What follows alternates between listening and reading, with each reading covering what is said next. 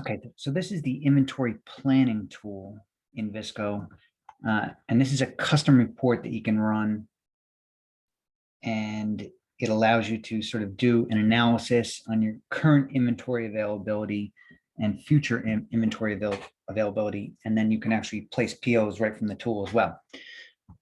So looking at how this works, I'm just going to look at an individual product. Now, there's different ways you can filter this report. You could filter it by particular product grouping if you want, or you could say, I only want to see products in a particular warehouse. But for now, I just said, show me all products, and we'll just focus on one particular one for the purpose of this video. So this is our product ID. We have a product grouping here that says this is a foods product.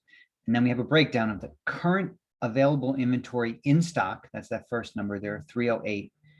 We have 910 on the water, and then we have 0 in terms of open POs. Then if we actually had any open POs, like we do in the case of these other products, it gives you the open PO number, the expected ship date, and the quantity on that PO. And then this is telling us we actually have multiple POs that are currently on the water. So for each of them, we have the PO number, the ETA or the estimated arrival date, and then the quantity that's on that PO. And then it's telling us we have 1,600 that are on current sales orders that have not yet shipped.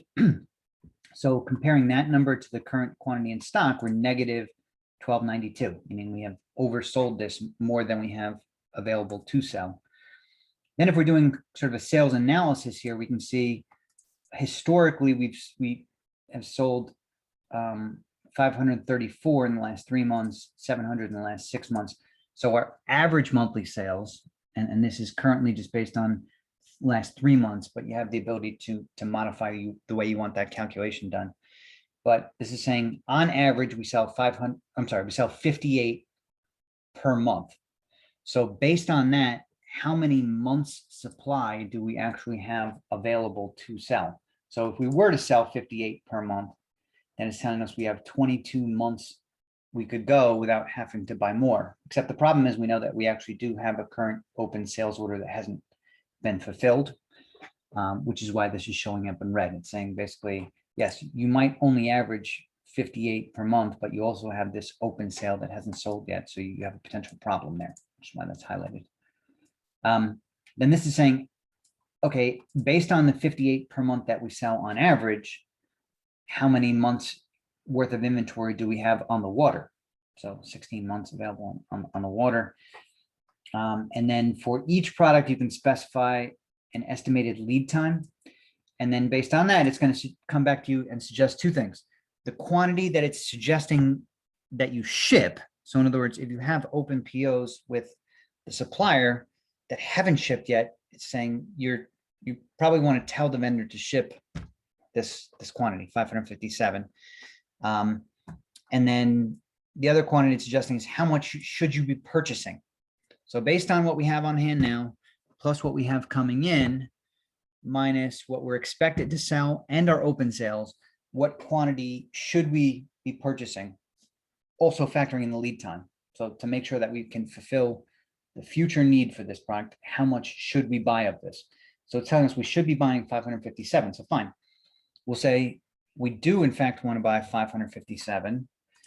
And then as we're doing this, it's helping us sort of build out the container here too. So it's telling us the total CBM, if we buy 557 of these, the total CBM that we're going to be using to purchase that is 18.